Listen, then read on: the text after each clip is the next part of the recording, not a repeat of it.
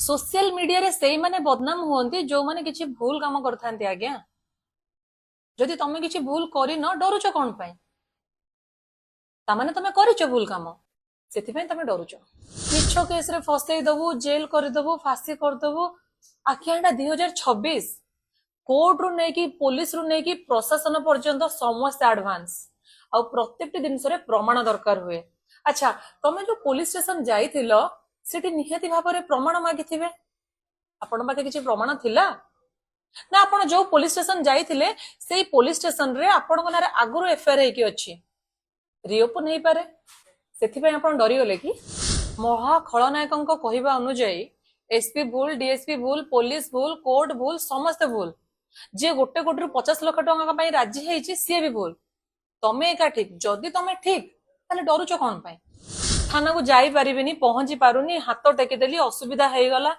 आपण जदि जाई पारु नांती मु नै जिबे कि?